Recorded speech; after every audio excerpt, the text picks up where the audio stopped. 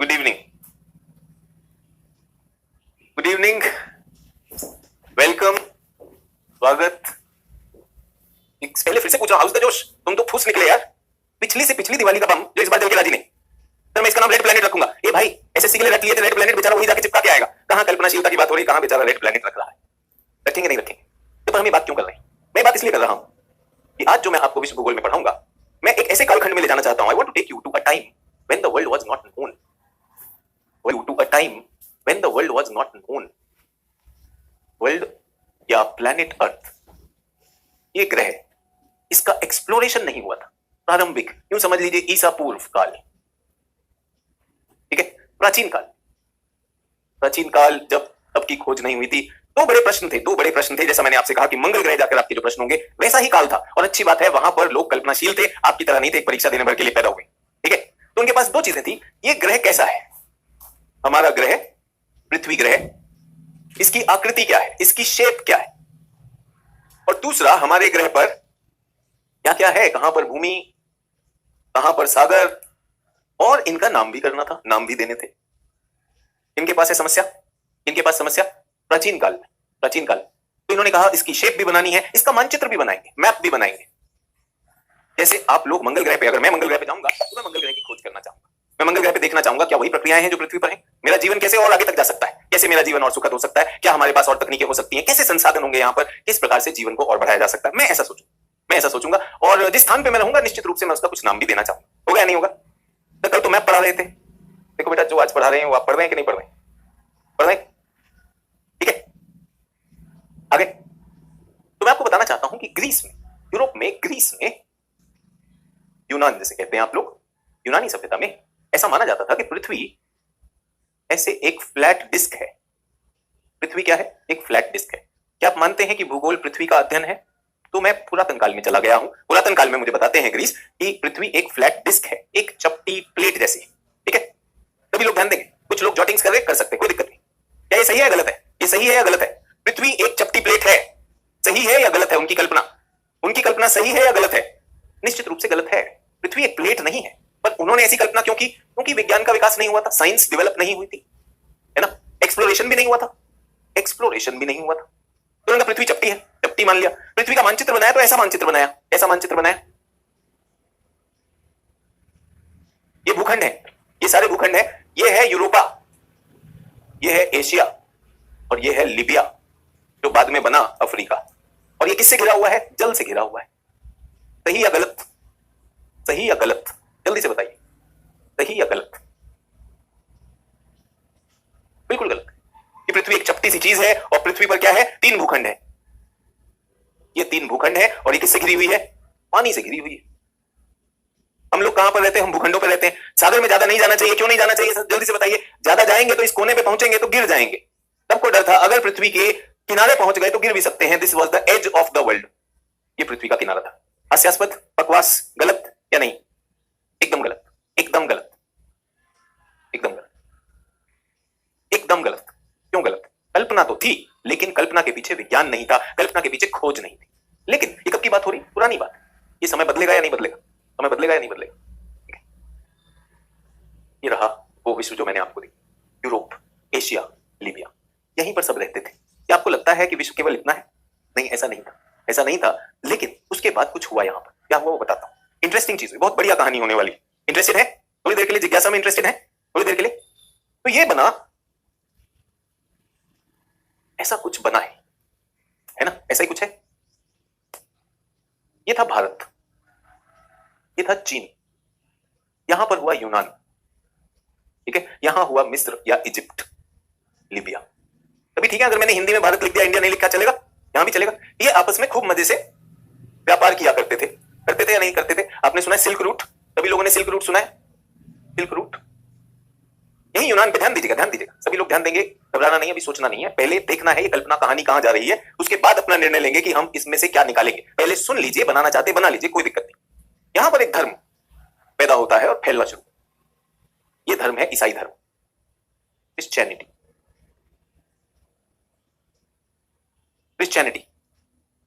Christianity के बाद Christianity फैलता है और ये यहां पर धीरे धीरे अपना वर्चस्व बनाना शुरू करता है।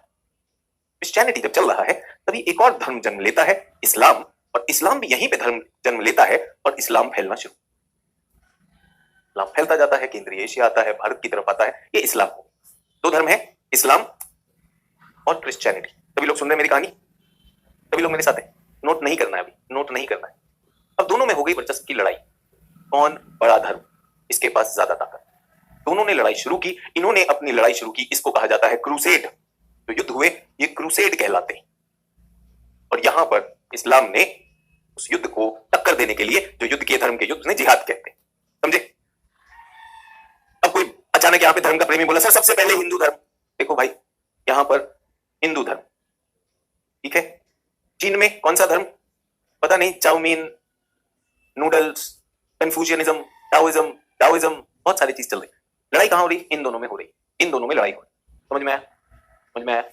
इनकी बात हो रही, बेकार में अपनी चिंता मत ले आना, अपनी चिंता मत ले आना कि अरे सर हिंदू धर्म सबसे पहला धर्म। मैं कोई ऐसी बात नहीं कर रहा हूं, मैं आपको इतिहास की एक घटना बता रहा हूं कि ऐसा कुछ हुआ। और विश्व का मानचित्र तब तक कितना था? केवल इतना विश्व हमें पता था, केवल इतना विश्व हमें पता था। ये वो काल है जब हमें ज्यादा कुछ नहीं पता है। तो सब लोग सुन रहे हैं जो मैं कह रहा हूं। अब एक बहुत बड़ी समस्या आने वाली है, ये समस्या विश्व का इतिहास बदल देगी। और मैं आपको बता देना चाहता हूं, विश्व का इतिहास आपके इतिहास के शिक्षक भी पढ़ाएंगे, वहां भी कुछ ऐसी बातें होंगी। इस्लाम ने कहा कि जो भी व्यक्ति इस्लाम को नहीं मानता वो हमारे क्षेत्रों में नहीं घुस सकता। नो एंट्री, नो एंट्री हो गई। क्रिश्चियन वर्ल्ड और मुस्लिम वर्ल्ड में लड़ाई हो रही है। इस्लाम ने कहा हमारे क्षेत्र में कोई घुसेगा नहीं अगर आप इस्लाम को फॉलो नहीं करते। समस्या क्या? समस्या है ये जितना भी व्यवसाय होता है, चीन से, भारत से बहुत सारी चीजें जाती थी, सिल्क ट्रेड था, कॉटन ट्रेड था, स्पाइस ट्रेड था, ये सारी चीजें जाती थी, रास्ता बंद हो गया। आप सभी जानते हैं लॉकडाउन बहुत बड़ी समस्या है। इस्लाम ने यहां पे क्या कर दिया? लॉकडाउन, कोई एंट्री होगी नहीं अगर आप इस्लाम फॉलो नहीं करते। आप क्रिश्चियनिटी फॉलो करते हैं, यहां पे क्रूसेड होते हैं, लड़ाइयां होती है, हमें नहीं चाहिए, बंद करो। तो मेरे साथ चलिए, मणिकांत सर ने भी पढ़ा है, बहुत अच्छी बात है। तो ज्योग्राफी कहां आती है? ज्योग्राफी आती है यहां की छटपटाहट से। इन्होंने कहा हमें यहां पहुंचना है तो रास्ता ढूंढना पड़ेगा। और रास्ता कहां से आएगा? सागर में जाना पड़ेगा।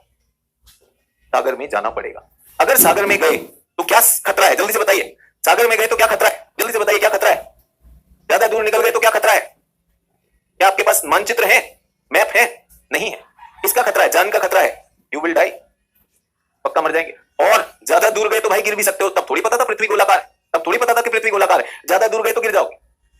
ठीक है, समस्या समझ में आई? फिर भी पोर्चुगल और स्पेन देश ने इसमें कमर कस ली।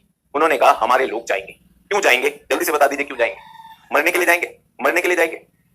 क्यों जाएंगे ये लोग? मरने के लिए जाएंगे। इसके लिए जाएंगे, जी 3 चीज के लिए जाएंगे ये लोग। पहला, गॉड, ईसाई धर्म को फैलाएंगे। ईसाई धर्म एक बार फिर से अपना वर्चस्व कायम करेगा। दूसरा, नए क्षेत्र में जाएंगे, नई दुनिया में जाएंगे और वहां जाकर उनको काबू में करेंगे, उनका उपनिवेश करेंगे, कॉलोनी बनाएंगे। ग्लोरी, इज्जत मिलेगी। और तीसरा, गोल्ड मिलेगा, धन दौलत मिलेगा। गोल्ड, ग्लोरी, गॉड, इसके लिए निकलेंगे। इसमें क्या जाएगा? जान जाएगी, पक्का मरेंगे ये लोग। क्यों बताइए, कौन सा काम आसान है?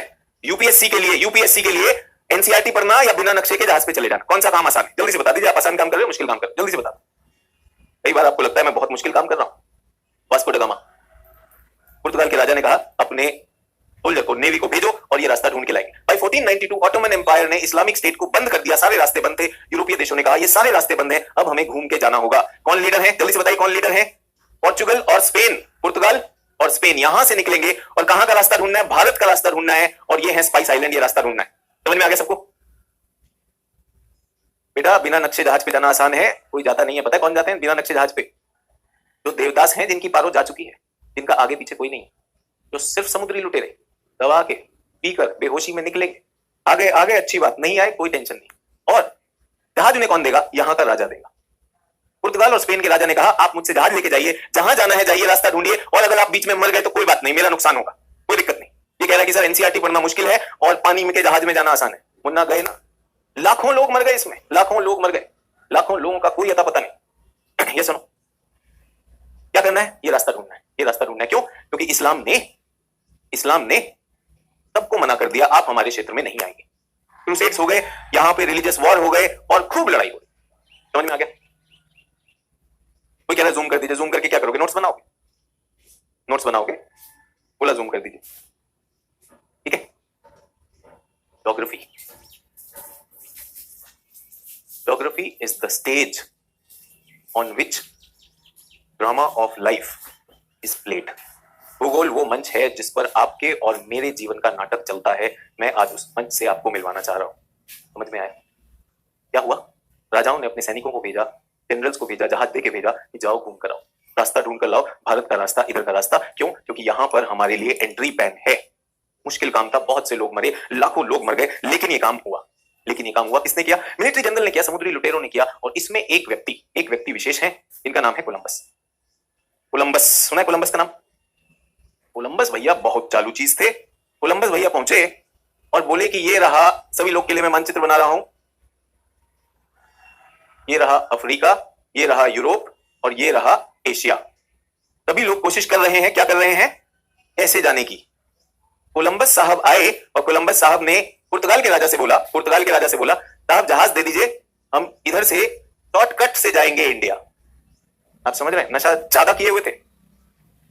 बोले सर हमारे पास एक नया मानचित्र है, न्यू मैप सर, हमें अभी मिला है, श्रीमान टोलेमी ने बनाया ये मैप सर, इंडिया का शॉर्टकट है, जल्दी बताइए। अगर आप राजा होते तो इसको जहाज देते?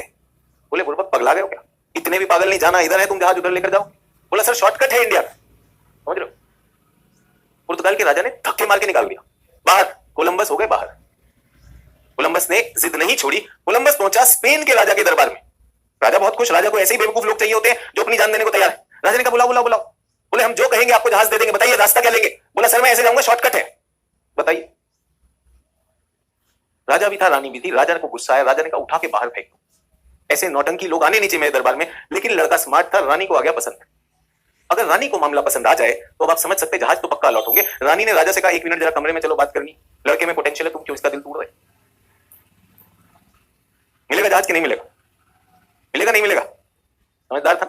देखा रानी भी है, राजा भी है, प्रपोजल मैडम को दिया, एकदम मैडम एकदम रेडी। लड़के में दम लगता है, तुम क्या सोचो? यूपीएससी थोड़ी लिख रहा है, इसको थोड़ी ना एनसीईआरटी रटना है। जान देने जा रहा है यार, जहाज ही तो देना, दे दो 2-4। नहीं चला जा रहा है। बोला नक्शा देखो, पगला गया है, कहां को जा रहा है? बोली अरे जाएगा, जाने दो। अब मैडम को देखो, मना कर नहीं सकते। राजा ने कहा चल कोई बात नहीं, जाने। कोलंबस गया और वहां से चलते चलते कोलंबस यहां से चला। कहां से चला? इधर से चला, यूं आया और चलते चलते यहां पहुंचा क्यूबा।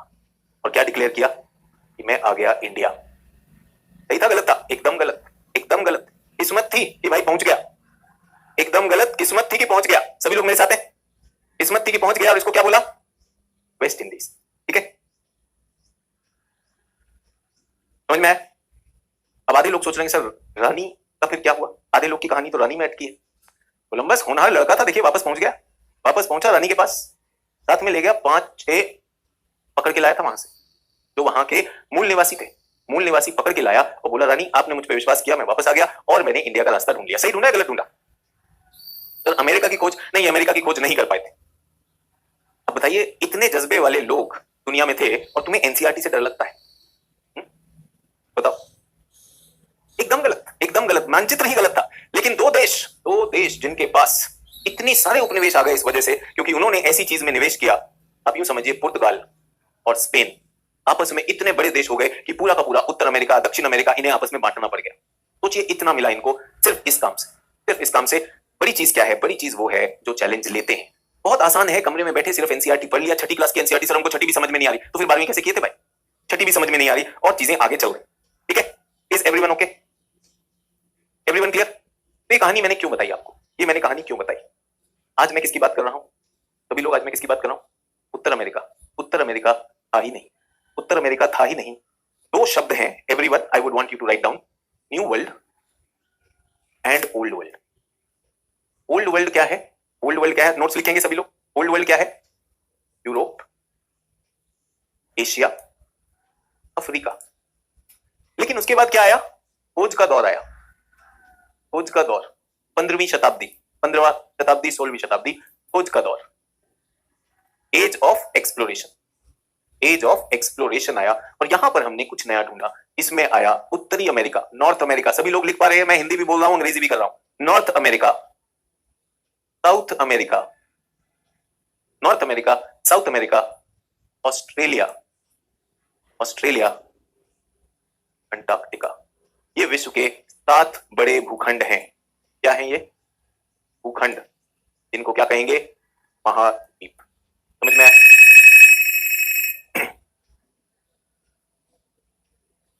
सभी लोग ठीक है? हिंदी भी बोल रहा हूं, अंग्रेजी भी बोल रहा हूं, सभी को समझ में आ रहा है? सर अमेरिका की खोज कोलंबस ने नहीं की, ये सही है कि गलत है? सर बिल्कुल गलत है, कोलंबस ने अमेरिका की खोज नहीं की। अभी बता रहा हूं, उसको भी बता रहा हूं, चिंता मत करिए, अभी सब आएगा। पहले समझ में आया? ओल्ड वर्ल्ड, जब आप ओल्ड वर्ल्ड सुनते हैं तो क्या है? ओल्ड वर्ल्ड ये की खोज कोलंबस ने नहीं की, ये सही है कि गलत है? सर बिल्कुल गलत है, कोलंबस ने अमेरिका की खोज नहीं की। अभी बता रहा हूं, उसको भी बता रहा हूं, चिंता मत करिए, अभी सब आएगा। पहले समझ में आया? ओल्ड वर्ल्ड, जब आप ओल्ड वर्ल्ड सुनते हैं तो क्या है? ओल्ड वर्ल्ड यही था, ये ओल्ड वर्ल्ड था, लेकिन खोजों का दौर आया, उसके बाद हमने नई चीजें सीखी। सभी लोग मेरे साथ? बिल्कुल कोई दिक्कत नहीं है, कुछ भी यहां पर लिखने की जरूरत नहीं, अगर आप समझ रहे हैं तो। अगर आप समझ रहे हैं तो चलिए आगे बढ़ना चाहता हूं, थोड़ा सा ध्यान देंगे, थोड़ा सा ध्यान देंगे। इसका नाम मैं आपसे पूछना चाहता हूं, एक विश्व मानचित्र बना रहा हूं, थोड़ा सा मेरा वेट करिएगा कि मैं ये मानचित्र आपको, और धीरे धीरे आप भी सीख जाएंगे सारा मानचित्र बनाना, चिंता नहीं करेंगे। अभी एक जल्दी से एक मानचित्र बनाने की कोशिश करें। ये यूरोप है और ये एशिया है।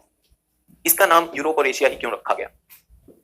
अधिकतर नाम वही लोग रखते हैं जो वहां पहले पहुंचते हैं। जैसे आप मंगल ग्रह में अपने मन से नाम रखोगे या नहीं रखोगे?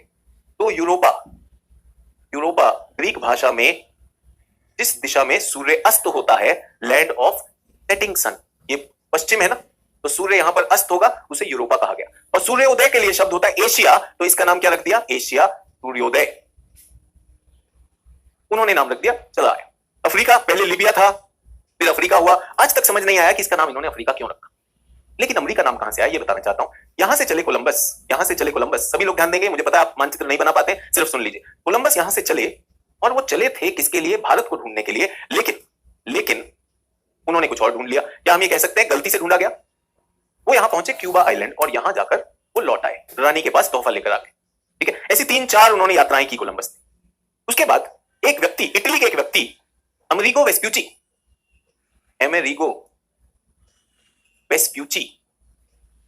वेस्प्यूची ने देखा कि कोलंबस ने अपनी यात्रा पूरी नहीं की। इसके आगे तो 2 बड़े भूखंड हैं, और अमेरिगो वेस्प्यूची ने बताया कि यहां पर तो बहुत बड़े महाद्वीप हैं। समझ में आया? किसने बताया? अमेरिगो वेस्प्यूची। विश्व की एक एटलस बनाने वाले व्यक्ति का नाम है वर्ल्ड सी म्यूलर साहब एक एटलस बना रहे थे। उनकी मित्रता श्री अमेरिगो से थी, उनसे बातचीत थी, देवर फ्रेंड्स, एंड अमेरिगो की बात सुनकर उसने कहा भाई सही कह रहा है, वहां पे तो भूमि है और तूने मुझे बताया, इसलिए मेरी एटलस में इस जगह का नाम होगा उत्तर अमेरिका। अमेरिगो इटली में है, उसका अंग्रेजी में जब उन्होंने किया उत्तर अमेरिका और दक्षिण अमेरिका। समझ में आया नाम कैसे डाले जाते हैं? इसके नाम पर है, अमेरिगो वेस्प्यूची के नाम पर है। तो नामकरण करने वाले कौन है? अधिकतर लोग कौन है? हमेशा ही अधिकतर जो नाम रखे गए हैं, कुछ पुराने लोगों ने रखे हैं, कुछ पुरानी सभ्यताओं ने रखे हैं, और वो नाम चलते चले आए, वो कहानियां चलती चली आई। समझ में आया? क्या आपने एक और चीज सुनी? कि पृथ्वी के ध्रुव के ऊपर एक तारा है। इस तारे का नाम क्या है? पृथ्वी के ध्रुव के ऊपर एक तारा है। सुना है आपने? हाँ सर मैंने सुना है, पोल्स।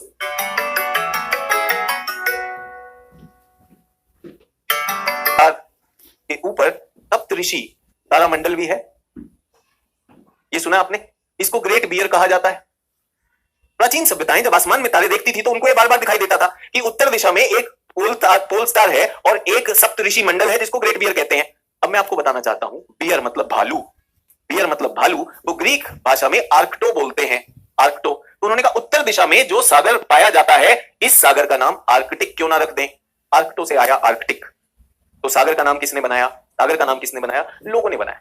फिर दक्षिण में अचानक भूमि की खोज हुई कि यहां पर कोई भूमि का भूखंड है, तो उन्होंने कहा ये आर्कटिक के विपरीत है। विपरीत मतलब एंटी आर्कटिक से क्या बना? एंटार्कटिक। समझ में आया? क्लास का टाइम की वजह से हो गया है, सभी लोग को समझ में आ रहा है, आशा आप लिख भी पा रहे होंगे। समझ में आया? तो अब ये नामों की कहानी तो बहुत लंबी चलती रहेगी, लेकिन पृथ्वी के बड़े भूखंड महाद्वीप कहलाते हैं। पृथ्वी के बड़े भूखंड क्या कहलाते हैं? महाद्वीप कहलाते हैं। कितने महाद्वीप हैं? 7 महाद्वीप हैं, मान्यताओं में मान लिए गए हैं। पहला महाद्वीप कौन सा? एशिया पहला। अब ये क्रम हमें याद भी रखना है। एशिया पहला महाद्वीप, दूसरा आकार में अफ्रीका, तीसरा आकार में उत्तर अमेरिका, चौथा ये, पांचवा अंटार्कटिका, छठा यूरोप और सातवां ऑस्ट्रेलिया और उससे संबंधित ओशियानिया। ठीक है, लिख दो यहां पर एशिया, सभी लोग लिख भी रहे हैं, Africa, north America, south America, Antarctica, Antarctica, Europe और ऑस्ट्रेलिया। अमेरिका में पहले से लोग रहते थे ना, बिल्कुल रहते थे, सब जगह पर मूल निवासी थे। सभी लोग ध्यान दीजिएगा, यूरोप से लोग चले, उन्होंने रास्ते ढूंढे, सब जगह पर मूल निवासी थे। आप सबने सुना है, आप सबने कोलंबस के बारे में सुना है। कोलंबस एक दुर्दांत आताताई उपनिवेशक था, उसने यहाँ के मूल निवासियों को बहुत सजाएं दी, बहुत मारा पीटा। उसके बाद कोलंबस को भी कई युद्धों में मारा पीटा गया। तो ये सारी जगहों पर वहां के मूल निवासी होते थे। मूल निवासियों को क्या किया जाता था? उनके संसाधनों का दोहन किया जाता था, उनसे आर्थिक दौलत ली जाती थी और उनके ऊपर अपना धर्म भी पहुंचाया जाता था। समझ में आ रहा है नहीं आ रहा है? ठीक है सर, ये नोट करना है, नहीं नोट ये करना है कि ये हमारे कितने महाद्वीप हैं? 7 महाद्वीप। हम क्या कर रहे हैं? विश्व भूगोल कर रहे हैं। सभी लोग मेरे साथ। महासागर कितने हैं? कितने महासागर स्क्रीन पे दिखाई दे रहे हैं? कितने महासागर स्क्रीन पे दिखाई दे रहे हैं? कितने महासागर?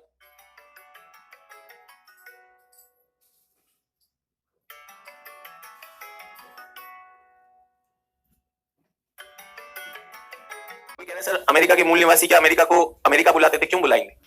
तो अपना नाम देंगे, है ना? यूरोपीय लोग तो भारत नहीं कहते थे ना, हम भारत कहते हैं। तो भाई सागर तो एक ही है। आप सोच के देख लीजिए, मुझे तो एक ही दिख रहा है। आप सोचिए, आप गुस्से में आए, आपने अपनी सारी एनसीईआरटी तालाब में फेंक दी। आपने गुस्से में आकर, अरे यार एनसीईआरटी में पढ़ नहीं पा रहा हूं, तालाब में फेंक दी। 5 एनसीईआरटी थी, आपने फेंक दी। कितनी एनसीईआरटी तैर रही है तालाब में? 5 एनसीईआरटी। कितने तालाब है? तालाब तो एक ही है। तालाब तो एक ही, तालाब एक ही है। इसके नाम हमने रख दिए, इसके नाम हमने रख दिए, जैसा मैंने आपको कहा, आर्कटिक ओशन। ये सबसे छोटा है, ये सबसे छोटा है। 3 नाम जो मूलतः प्रचलित हैं, Atlantic Ocean. 3 main names are Atlantic Ocean, Pacific Ocean and Indian Ocean. हम ही ने दिए नाम, हम ही ने दिए। यूरोपीय मूल के लोग अक्सर यूरोप की तरफ से बहुत सारे नाम आए हैं। भूगोल में इसे कहा जाता है यूरोसेंट्रिसिटी। यूरोसेंट्रिसिटी मतलब यूरोप को केंद्रित होकर सब चीजों का नामकरण किया गया है। यूरोसेंट्रिसिटी क्यों? क्योंकि यही सत्ता में थे, पावर में थे। आजकल आप सुनते होंगे हमारे विदेश मंत्री जी कई बार कहते हैं यूरोप को ये समझना होगा कि दुनिया यूरोप के चारों तरफ नहीं घूमती है, दुनिया के अपने विकास के भी कार्यक्रम है या नहीं? सभी को समझ में आया? यूरोसेंट्रिसिटी समझ में आ गया? महासागर, यूरोसेंट्रिसिटी, सबके नाम। तो कितने महासागर? एक ही महासागर, लेकिन उन्हें विभाजित कर रहे हैं। कौन विभाजित कर रहे हैं? ये महाद्वीप ऐसा लगता है कि उन्हें विभाजित कर रहे हैं। 3 खंड जो मुख्य हैं, पैसिफिक, प्रशांत, अटलांटिक, इंडियन ओशन, और यह है आर्कटिक ओशन। 60 डिग्री अक्षांश के दक्षिण में, 60 डिग्री साउथ के दक्षिण में एक नए सागर को मान्यता मिलने वाली है, या मिल चुकी है कुछ हद तक। इसे सदर्न ओशन कहते हैं, दक्षिणी महासागर। इसको नेशनल ज्योग्राफिक ने मान्यता दे दी है, लेकिन इंटरनेशनल हाइड्रोग्राफिक ऑर्गेनाइजेशन ने अभी मान्यता नहीं दी है। लेकिन इस पर बात हो रही है कि ये एकदम अलग पारितंत्र वाला ओशन है। यहाँ ठंडी जलधाराएं, यहाँ की सैलिनिटी, सब कुछ अलग है। यहाँ की लवणता हो गया, यहाँ का जीवन, सब कुछ अलग है। इसलिए बात हो रही है कि ये क्या, ठीक है? सभी को समझ में आया? यहां तक क्लियर? देखिए, कह रहे वास्को ड गामा ने भारत की खोज की थी। सुनो भाई, वास्को ड गामा ने भारत की खोज नहीं की थी। वास्को ड गामा ने रास्ता ढूंढा और भारत में कैलिकट में वो पहुंचे, ठीक है? ये रास्ता वास्को ड गामा पहले पहुंचे। समझ में आ गया सभी को? कौन से काल के बाद? ठीक है? अभी सभी लोग जो भी मैं बात कर रहा हूं, मैं हिंदी में बात कर रहा हूं कि नहीं कर रहा हूं? मैं हिंदी में बात कर रहा हूं। अभी भी कुछ लोग है सर हिंदी में बोलिए, हिंदी में बोलिए। अब यूरोसेंट्रिसिटी ये टर्म भी यूरोप से आई है। अब अगर इसको भी अगर मैं कहूं कि आप मुझे नहीं समझ पा रहे हैं, तो यूपीएससी में हम फंसेंगे या नहीं फंसेंगे? सभी को समझ में आया? आज हमने क्या बात की? पहले कॉन्टिनेंट और ओशन। क्लियर हो गए? क्या कर रहे हैं हम? विश्व भूगोल कर रहे हैं,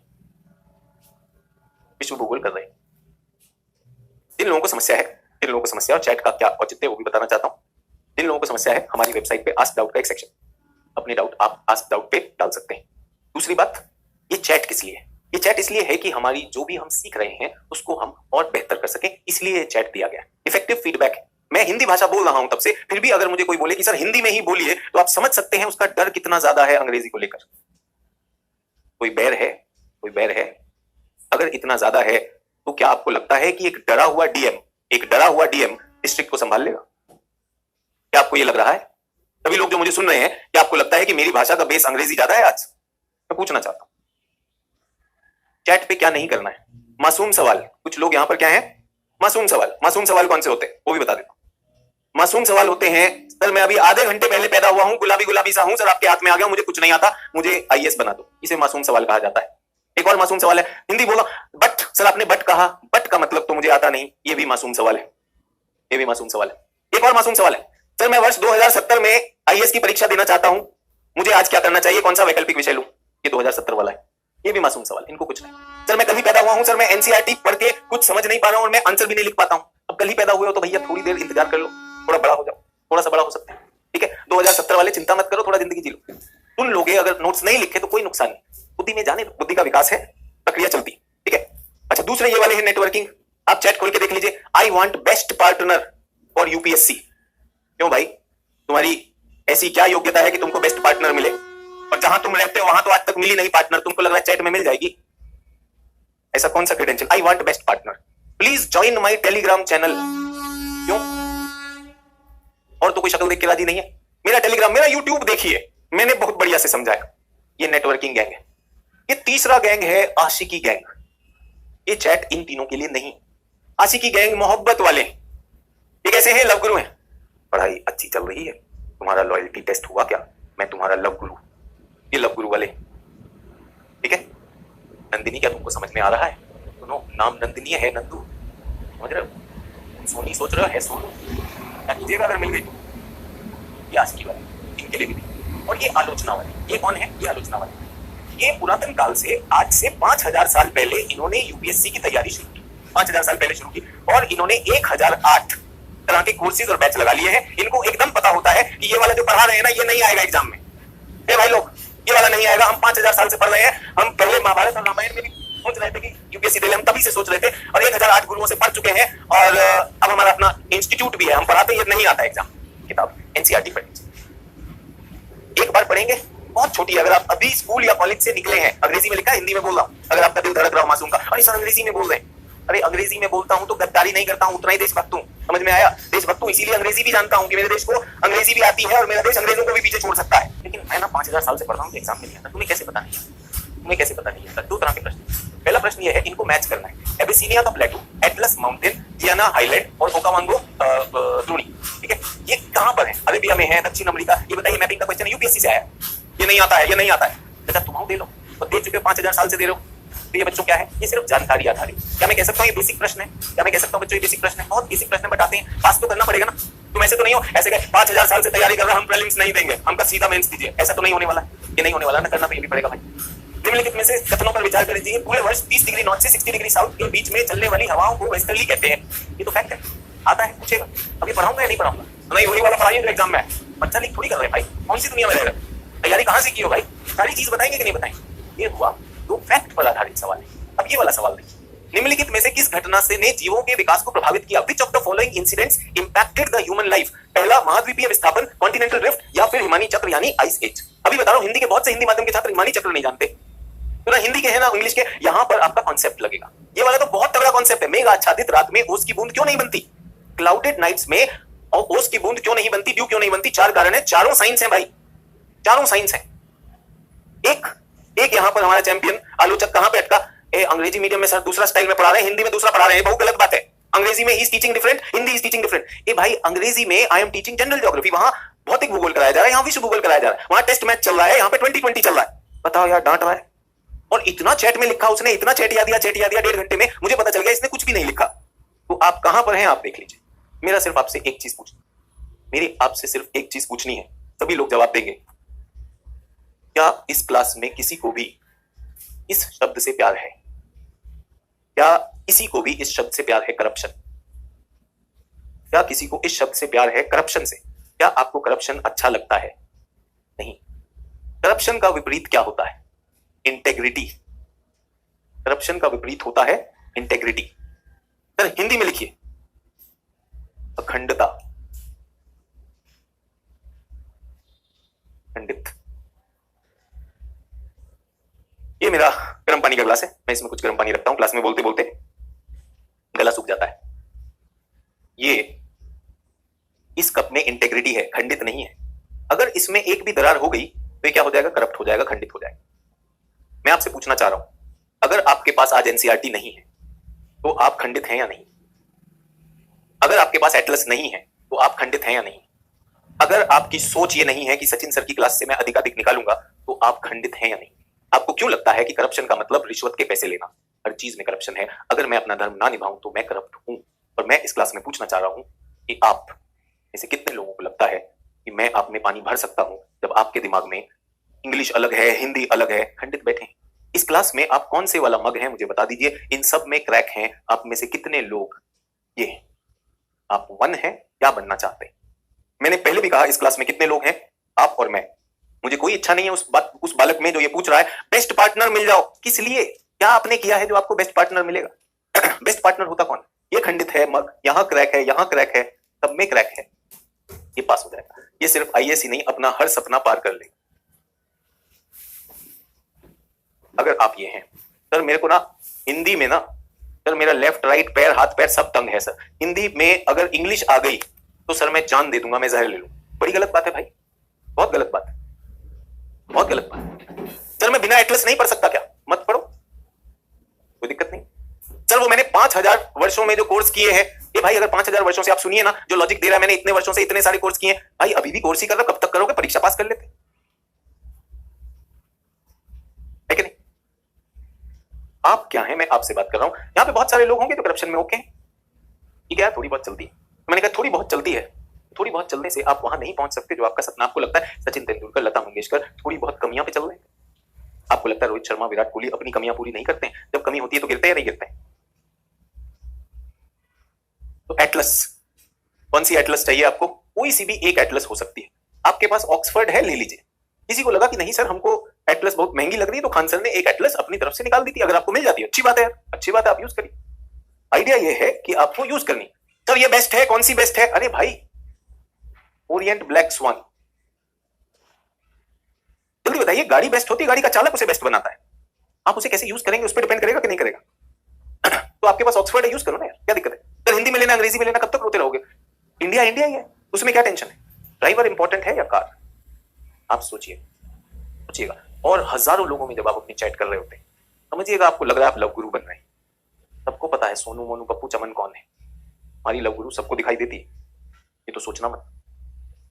इसलिए कह रहा हूं जो भी आप कर रहे हैं उस पर ध्यान दीजिए। ये सारी चीजें आप ही के लिए की गई हैं। प्रीलिम्स को भी ध्यान में रखा जा रहा है, मेंस को भी ध्यान में रखा जा रहा है। आज जो हम पढ़ेंगे उत्तर अमेरिका के बारे में, उसमें ये यूपीएससी के प्रश्न हैं जो मैं लेकर आऊंगा। समुद्री जल धाराओं को प्रभावित करने वाली शक्तियां कौन सी हैं और विश्व में मत्स्य उद्योग में क्या योगदान है? ये यूपीएससी तो है, अभी तो है, 2022 में तो आया है, कल भी दिखाया। ये वाला नहीं आता है। तब किए भाई, कौन पेपर दे रहे हो? या तुम बहुतों का मूर्ख बना रहे हो? तुम भी कहीं मास्टर जी तो नहीं बन गए हो अगर तुमको लगता है ये वाला नहीं आता है तो? किसका मूर्ख बना रहे हो यार? और क्यों लिख रहे हो? Briefly mention the alignment of major mountain ranges of the world. आज करेंगे, आज अलाइनमेंट ऑफ माउंटेन्स की बात होगी। बट एक बात बताइए, उससे पहले माउंटेन के नाम तो पता होनी चाहिए।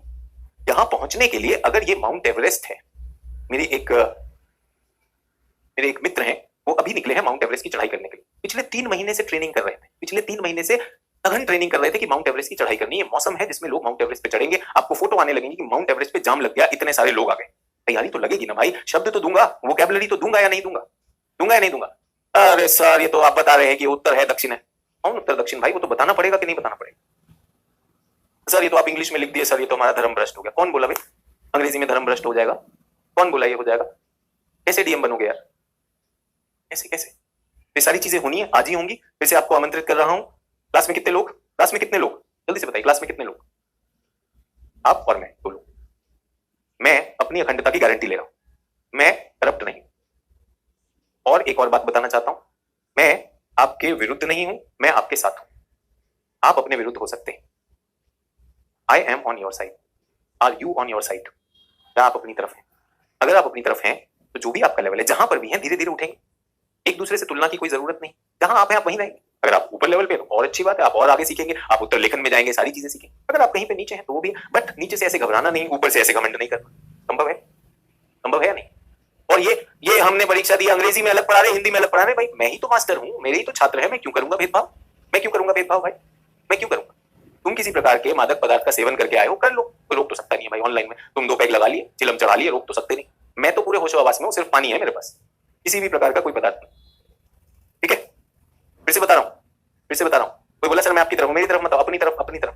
Be your friend. अगर आप कहीं पर भी खंडित हैं, भर लीजिए, कोई दिक्कत नहीं। इनको छुपाइए मत। ऐसे आगे खड़े हो जाने से ये क्रैक छुपेंगे नहीं, ये रहेंगे। इनका निवारण कर लेते हैं। सबसे अच्छी बात है आपका डॉक्टर आपके साथ है, आपका डॉक्टर आपके साथ है। कोई दिक्कत है क्या? लव गुरुज की ही सुननी है। आज रात लॉयल्टी टेस्ट आपका भी होगा। क्या सच में सपना आपको प्यार करती है? ये सुनो, क्या बात की हमने? इस एरिया की बात की। किसने इसकी खोज की? जल्दी से बताइए, किसने इसकी खोज की? कोलंबस। कहां तक आए? क्यूबा तक आए। कोलंबस के बाद कौन आए? अमेरिको वेस्पुची। इस पूरे क्षेत्र की खोज हुई है, इस पूरे क्षेत्र की खोज हुई। अमेरिको समझ में आ गया? यहां तक है मेरे साथ? चलिए, लिख भी रहे सभी लोग, लिख भी रहे। थोड़ा सा टेस्ट कर सकता हूं आपका, थोड़ा सा टेस्ट कर सकता हूं। पेज लेंगे, पेज कैसे लेंगे? सीधा पेज लेंगे, घुमाएंगे नहीं, सीधा पेज लेंगे, बीच में एक रेखा खींच देंगे, विषुवत रेखा है, इक्वेटर। ठीक है, विषुवत रेखा, इक्वेटर। यहां पर अगर मैंने ये किया तो आप बताइए, जल्दी बताइए, इससे कौन सा महाद्वीप बनता है? ऐसे स्टेप बनाने से कौन सा बनता है? दक्षिण अमेरिका। धन्यवाद, आप सबने बता दिया। अब मुझे किसी का कोई कमेंट नहीं चाहिए, अब मुझे कोई कमेंट नहीं चाहिए, बंद कर देंगे। कोई अफ्रीका लिख रहा है, देख रहे हैं आप नशे में, ये अफ्रीका नहीं है भाई, दक्षिण अमेरिका बन रहा है। ठीक है, everyone with me on this? सभी लोग मेरे साथ हैं? अब मुझे कोई कमेंट नहीं चाहिए, अब हम बनाएंगे, अब हम सिर्फ काम करेंगे, जो मैं स्क्रीन पर लिख रहा हूं आप भी लिखते चले जाएंगे। ये रेखा, ये रेखा। जिस भी छात्र ने कल की क्लास अटेंड नहीं की है प्लीज कर लीजिए, आपकी मदद हो जाएगी। बार बार ये दोबारा नहीं कराएंगे। अभी मैं चैट नहीं देख रहा हूं, आप भी बंद कर दीजिए। दक्षिण अमेरिका। उसके बाद ये संकरा सा पुल है, इसको क्या कहेंगे? इस्थमस। और फिर ये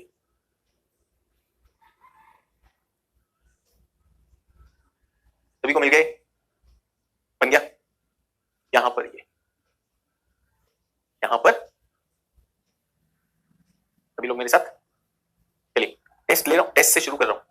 आपको इस मानचित्र पे जो आपने बनाया है, इस पर डेविस जल संधि, बेरिंग जल संधि, डेविस जल संधि, बेरिंग जल संधि, क्यूबा द्वीप, ग्रीनलैंड द्वीप, क्यूबा द्वीप, ग्रीनलैंड द्वीप और अलास्का क्षेत्र मार्क करना है।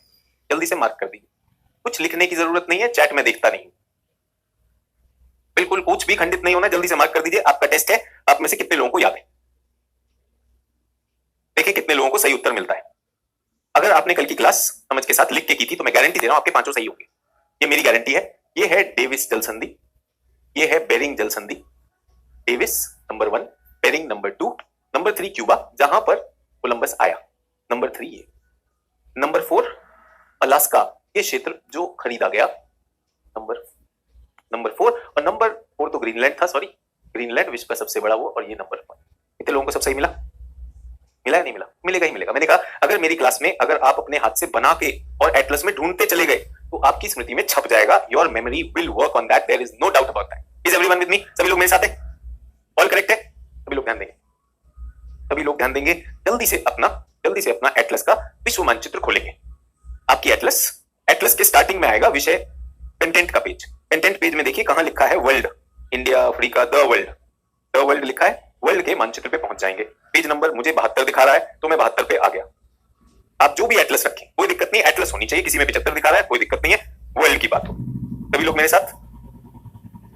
वर्ल्ड का एक भौतिक मानचित्र होता है, एक राजनीतिक मानचित्र होता है। मैं चाहता हूं सभी लोग राजनीतिक मानचित्र खोलेंगे। क्या खोलेंगे? राजनीतिक मानचित्र। अगर आपके पास एटलस नहीं, ये देखो ये कोई नशे में है, ये मासूम सवाल पूछ रहा है, खान सर की एटलस में कितना पेज है? सुनो रे, खान सर की एटलस में कंटेंट दिया है, विषय सूची देख लो, आजादी मिल जाएगी आज, नहीं तो सारी जिंदगी आश्रित रहोगे बेटा। बताओ यार, मेरा सर एटलस में पेज नंबर बता दो। पंडित बनेंगे आईएएस, पेज ढूंढ नहीं पा रहे, है ना? चिंता नहीं करनी है, मासूम है। इन सब मासूम के साथ क्या रखनी? संवेदना। इनका काम क्या है? भीड़ बढ़ाना, प्रेशर बढ़ाना। इस पर आपके साथ जो एग्जाम दे रहे हैं उन पे प्रेशर बढ़ाने के लिए चाहिए ना भीड़, चाहिए कि नहीं? सभी लोग यहां पर क्लियर मेरे साथ? ठीक है, अब इसमें मुझे बताइए, क्या आप ये कनाडा देश देख पा रहे हैं? कनाडा, क्या आप यूएसए देख पा रहे हैं? कनाडा और संयुक्त राज्य अमेरिका, यहां लिखने की अब जरूरत नहीं। कनाडा, संयुक्त राज्य अमेरिका और मेक्सिको, कनाडा, संयुक्त राज्य अमेरिका और मेक्सिको, और यहां पे मैं लिख रहा हूं 7। ये 7 हैं केंद्रीय अमेरिका के देश, और यहां पे लिख रहा हूं 13। जल्दी से लिख दीजिए जो मैंने लिखा है, जल्दी से लिख दीजिए, जैसे मैं लिख रहा हूं वैसे लिख दीजिए। कनाडा, यूएसए, मेक्सिको, 7 और 13। लिख दिया सभी लोगों ने?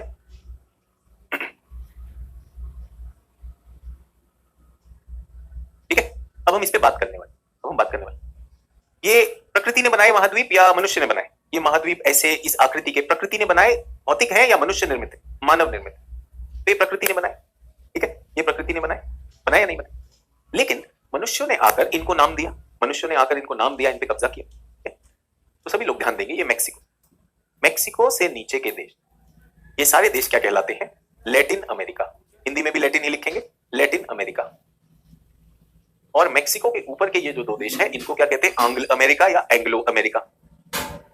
ये भौतिक क्षेत्र नहीं है, ये सांस्कृतिक क्षेत्र है। ये क्या है? भाषाई क्षेत्र। ये भौतिक नहीं है, प्रकृति ने नहीं बनाया, हमने बनाए। यहाँ एंग्लो भाषा का वर्चस्व है। एंग्लो क्या होता है? इंग्लिश और उससे संबंधित भाषाएं बोली जाती। लेकिन लैटिन समूह की भाषाएं, लैटिन समूह की भाषाएं कौन सी हैं? पुर्तगाली, पोर्चुगीज, पुर्तगाली और स्पेनिश।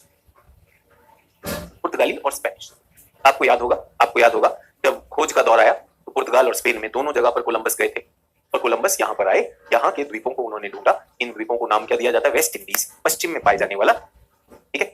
मेक्सिको को लेकर, मेक्सिको, तात और तेरा, इन सबको क्या कहते हैं? Latin America. ये क्या है? ये भौगोलिक भौतिक क्षेत्र नहीं है, ये भाषाई क्षेत्र है। भौतिक के रूप में क्या है? ये उत्तर अमेरिका, ये दक्षिण अमेरिका। समझ में आया? पहले सीधी सीधी चीज। विनोद साहब कह रहे हैं हिंदी में लिखिए, हिंदी में लिखिए। नहीं तो क्या, नहीं तो क्या भाई, नहीं तो क्या, मेरा हिंदी में लिखिए। बताओ मासूम का क्या करूं? कनाडा। इस मासूम का मैं क्या करूं? ऑफलाइन होता ना, अगर ऑफलाइन होता तो मैं जेब में ना टॉफी लाता हूं। मैं एक तो टॉफी दे दे, दिल लगा रहेगा बेचारे का, है ना। पर क्यूबा लिख दिया, मैं ढूंढ ही नहीं पाया। अगर आप ये लिखते तो एकदम छट से ढूंढ देता मैं, चमत्कार हो जाता सर। बढ़िया, ये बहुत सही। एक कह रहा है अंग्रेजी नहीं आता तो क्या करूं? भाई लैटिन, ये तो इतना तो आता है, ये भी नहीं, अंग्रेजी का एबीसी भी नहीं आ रहा है, ये बहुत खतरनाक है। फिर तो यार, तो सुन के, हाँ तब भी सुन के, सुन तो पा रहे हो भाई, लैटिन, ये बहुत सही यार। इसके लिए तो मतलब जेब भर के टॉफी लानी पड़ जाएगी। ठीक है, यहाँ का क्लियर हो गया सबको? ये क्या है? ये भौतिक क्षेत्र नहीं है, क्या है? भाषाई क्षेत्र। सभी लोग मेरे साथ हैं? अगर शिक्षक इतना हिंदी बोल रहा है उसके बाद टेंशन में बताइए, क्या समझ में आया? पहला क्या है? भौतिक क्षेत्र। ये उत्तर अमेरिका। उत्तर अमेरिका में कितने देश? उत्तर अमेरिका में कितने देश जल्दी से बताइए? 1 2 3 तो ये हो गए, 3 तो ये हो गए और 7 ये 10 ये हो गए, और कुछ कैरेबियाई है, तो संख्या नहीं पूछेगा। मुख्य देश कौन से हो गए? 1 2 3 और 7 10। यहां तक, यहां क्या आता है? पैनामा, पैनामा तक ये देश। समझ में आया? हम आज किसकी बात कर रहे हैं? हम आज किसकी बात कर रहे हैं? उत्तर अमेरिका की बात कर रहे हैं। हम किसकी बात कर रहे हैं? उत्तर अमेरिका की बात कर रहे हैं। सभी लोग मेरे साथ? क्लियर? आगे बढ़ जाए। ये अभी मैंने नहीं कराया, दक्षिण अमेरिका नहीं करवा रहा हूं, इसलिए 7 और 3 लिखवा के छोड़ दिया। उत्तर अमेरिका पे वापस जा रहा हूं। सभी लोग पेपर तो नहीं बचा रहे, पेपर तो नहीं बचा रहे, स्याही भी नहीं बता रहे, जो बोल रहा हूं कर रहे हैं कि नहीं कर रहे हैं? ड्रॉ कर रहे हैं? जल्दी से ड्रॉ करें, कुछ चीजें मुझे बतानी है, जल्दी से ड्रॉ करें। बड़ा बनाएंगे, बहुत बड़ा, पूरे पेज पर उत्तर अमेरिका बनाना है, पूरे पेज पर बनाना है। एक सी, पूरे पेज पर बचाना नहीं है, कुछ भी नहीं बचना है। इन सब में बहुत सारी चीजें आने वाली हैं।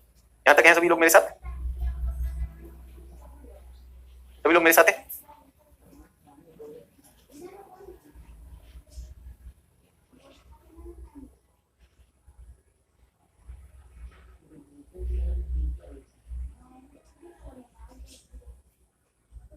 बना लिया? जल्दी से बना लीजिए। यूएसए हिंदी में बोलते हैं संयुक्त राज्य अमेरिका। मैंने आपको बताया था 1860 में ये आपस में लड़ रहे थे, गृह युद्ध हो रहा था, ये अपना देश बना रहे थे। 1870 तक खत्म किया और इन्होंने कई राज्यों के साथ मिलकर एक संयुक्त राज्य बना लिया। ठीक है, सभी लोग समझ में आए? संयुक्त राज्य अमेरिका। क्या आपको पता है कितने राज्य मिले? क्या आपको पता है कितने राज्य मिले? क्या आपको पता है कितने राज्य मिलकर संयुक्त राज्य अमेरिका बना है? 50। यहीं पे लिख लेंगे 50, टोटल 50। लेकिन मैं आपको बताना चाहता हूं, ये जो मुख्य भूमि है, जो मेन लैंड नॉर्थ अमेरिका है, यहां पे केवल 48, यहां पे केवल 48। एक हमने यहां से खरीदा। किससे खरीदा? रूस के राजा को जार बोलते हैं, रूस के राजा को जार बोला करते थे। जार ने ये भूमि बेच दी। ये कौन सा राज्य हो गया? 49। ऐसे लिख लेंगे जैसे मैं लिख रहा हूं, इसी पे नोट्स बना लेंगे। 49, 50 पे 49। 49 राज्य का नाम क्या है? इस राज्य का नाम क्या है? अलास्का। इस राज्य का नाम क्या है? अलास्का। ठीक है, इस राज्य का नाम अलास्का। मैंने अंग्रेजी में लिखा, हिंदी में बोल रहा हूं अलास्का। मुझे पता है, मैं भी हिंदी मेरी मातृभाषा है, मैंने भी हिंदी पढ़ी है, और हिंदी में श्रुत लेख हुआ करता था। श्रुत लेख मतलब सुन के लिखो। तो मुझे झूठ मत बताना कि सर मैं हिंदी में, अंग्रेजी में इतना कमजोर हूं कि मैं सुन के भी नहीं लिख सकता। ये वाला मत बताना। हिंदी भाषी हूं, हिंदी बेल्ट से पढ़ा हूं, शिक्षा ऐसी बदली नहीं है, इतना बोका नहीं। ठीक है, समझ में आ गया? ये 49 जो है, 49, ये बहुत अहम अंक है, क्योंकि जो कनाडा और संयुक्त राज्य अमेरिका की जो सीमा है वो एक अक्षांश है, और ये कितना अक्षांश है? 49 डिग्री लैटिट्यूड। याद रहेगा? दो जगह पे 49 आ गया, दो जगह पर 49 आ गया, 49 49 याद रहेगा। 49वां राज्य कौन सा? अलास्का। और लिख लीजिए कोई चिंता नहीं, इसी पे लिखिए, इसी पर लिखिए। समझ में आया? 50वां राज्य कौन सा है? 50वां राज्य कौन सा है? तो 50वां राज्य भी मुख्य भूमि पर नहीं है, यहां पर है कहीं पर प्रशांत महासागर में। क्या कोई इसका नाम जानता है? 50वें राज्य का नाम क्या कोई इसका नाम जानता है? कोई नाम जानता है इसका? हवाई। बहुत अच्छी बात है। हवाई अंग्रेजी में लिख रहा हूं, हिंदी में लिख लोगे भाई? हवाई देवनागरी में लिख पाओगे? हवाई आइलैंड, हवाई द्वीप। तो कितने हो गए? 50 खत्म हो गया मामला। अब यूपीएससी का प्रश्न बता रहा हूं, यूपीएससी का पुराना प्रश्न। टू नॉन कंटिगुअस, अंग्रेजी बता रहा हूं, यूपीएससी का पुराना प्रश्न। टू नॉन कंटिगुअस, अंग्रेजी से घबराना नहीं है, बताऊंगा। Non contiguous states of you. Non contiguous मतलब जो जुड़ी हुई ना हो, जो मुख्य भूमि से परे हो। नॉन कंटिगुअस, जल्दी से बताइए। कंटिगुअस मतलब जो जुड़ी हुई ना हो, जो मुख्य भूमि से परे हो। नॉन कंटिगुअस, जल्दी से बताइए। यूएसए के दो नॉन कंटिगुअस स्टेट कौन से हैं मुख्य भूमि से दूर? अलास्का और हवाई। क्या इनकी सीमा है? 49 लैटिट्यूड 49। समझ में आ गया सभी लोगों को? सभी लोगों को समझ में आया? अब ये जो सीमा रेखा है ये बदल जाती है।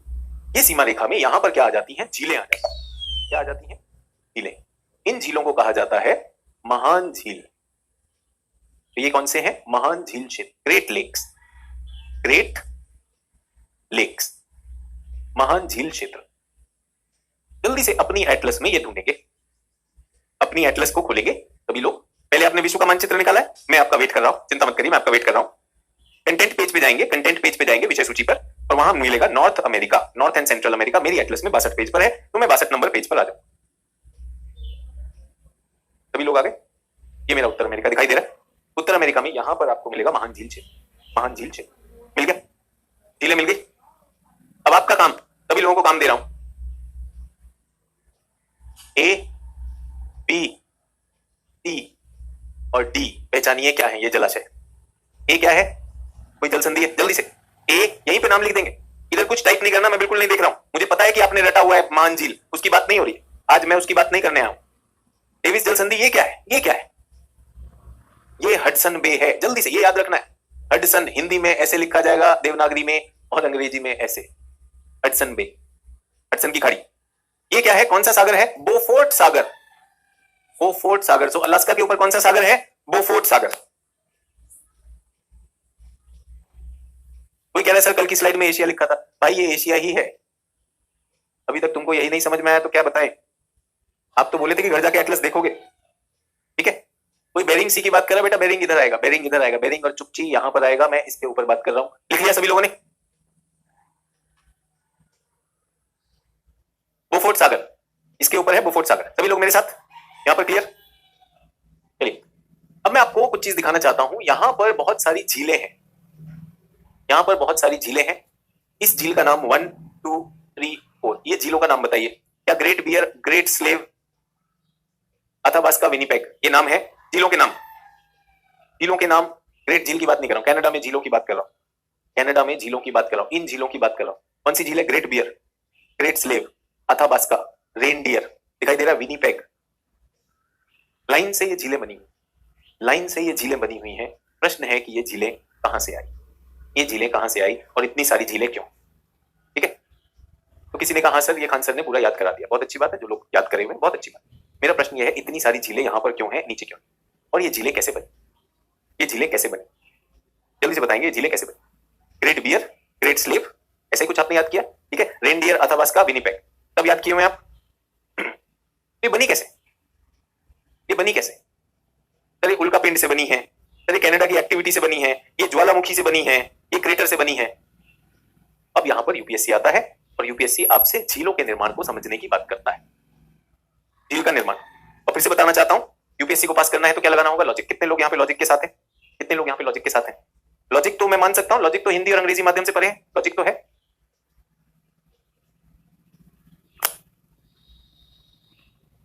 क्या आप मानते हैं कि पृथ्वी के ध्रुवों पर बर्फ जमी हुई है? क्या आप मानते हैं कि पृथ्वी के ध्रुवों पर बर्फ जमी हुई है? सभी लोग ध्यान दीजिए। क्या आप मानते हैं कि पृथ्वी के ध्रुवों पर बर्फ जमी हुई है? क्यों? क्योंकि ध्रुवों पर हीट कम जाती है, सूर्य की किरणें तिरछी पड़ती हैं, वहां हीट कम होती है और वहां पे बर्फ जमी। क्या आप ये भी मानते हैं कि आजकल ये बर्फ पिघल रही है? वैश्विक तापन की वजह से बर्फ पिघल रही है, ये भी पता है या नहीं? ये भी पता है कि वैश्विक तापन की वजह से बर्फ पिघल रही है। ठीक है, तो अभी क्या चल रहा है? Global warming. अभी क्या चल रहा है? वैश्विक तापन चल रहा है, ग्लोबल वार्मिंग चल रहा है। क्या चल रहा है अभी? वैश्विक तापन चल रहा है। लेकिन मैं आपको बताना चाहता हूं कि 2 मिलियन साल पहले, यानी 20 लाख वर्ष पूर्व, 2 मिलियन साल पहले, 20 लाख वर्ष पहले एक हिमानी युग था। हिमानी युग का मतलब आइस एज। वहां पूरी पृथ्वी का तापमान गिर गया। तो मुझे बताइए, आज जब तापमान बढ़ रहा है तो बर्फ पिघल रही है, तब बर्फ पिघली होगी या जमी होगी? आज से 20 लाख साल पहले, 22 मिलियन ईयर्स अगो, हिमानी युग में बर्फ पिघली होगी या ज्यादा बनी होगी? ज्यादा जमी। तो क्या मैं कह सकता हूं सभी लोग कि बर्फ इस क्षेत्र तक आ गई होगी, ये सारा क्षेत्र जम गया होगा, यहां तक जम गई होगी? हाँ या ना, जल्दी से बताइए। ठीक है, ज्यादा क्षेत्र जम गया होगा। तो सभी लोग मुझे एक बात बताइए, लिखना छोड़ दीजिए, थोड़ा सा इमेजिनेशन, कल्पना कीजिए। तो क्या पृथ्वी की ये जो ध्रुव होते हैं, ये बर्फ विषुवत की तरफ आती है, पीछे जाती है, आगे पीछे होती रहती है कि नहीं होती रहती? ऊपर नीचे होती रहती है कि नहीं होती रहती? पृथ्वी पर कुछ गर्म काल आए, कुछ ठंडे काल आए, हम कोल्ड टाइम्स, हम हॉट टाइम्स, तो क्या ये बर्फ ऊपर नीचे होगी या नहीं होगी? होगी। अच्छा, बर्फ जमाने के लिए पानी कहां से आएगा? पानी कहां से आएगा, जल्दी से बताइए, पानी कहां से आएगा बर्फ के लिए? बर्फ के लिए पानी कहां से आएगा? सागर से आएगा। अगर सागर का पानी बर्फ जमाने में लग गया तो सागर का स्तर क्या होगा? नीचे जाएगा या ऊपर आएगा? सागर का स्तर, सोचिए, लॉजिक लगाना है, यूपीएससी पास करना है तो लॉजिक लगाना भाई, बिल्कुल। अगर सागर का पानी बर्फ बनाने में लग गया तो सागर का स्तर नीचे जाएगा या ऊपर आएगा?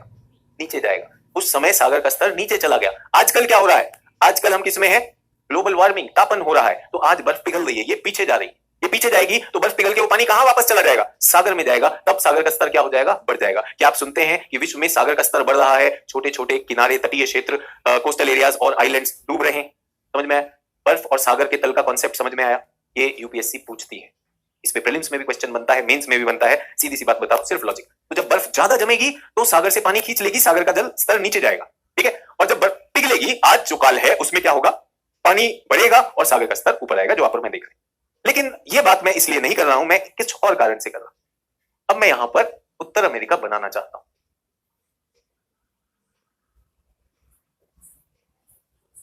उत्तर अमेरिका में ये बर्फ आई, बर्फ आकर यहां पे जम गई। तब 20 मिलियन साल पहले, ध्यान देंगे अभी बनाना नहीं, 2 मिलियन साल पहले, यानी 20 लाख वर्ष पहले यहां पे बर्फ जम गई थी। अब क्या होता है, सभी लोग ध्यान दीजिएगा, अब ये बर्फ वापस जा रही है, फिर से गर्म समय आ गया तो गर्म काल में बर्फ वापस जाएगी, ठीक है। सभी लोग ध्यान दीजिएगा, कुछ चीज बताना चाहता हूं। बर्फ का हिम अपर्दन बहुत विशेष होता है। हिम अपर्दन, ग्लेशियल इरोजन अंग्रेजी में कहते हैं। कहानी सुनाना चाहता हूं, सुनेंगे?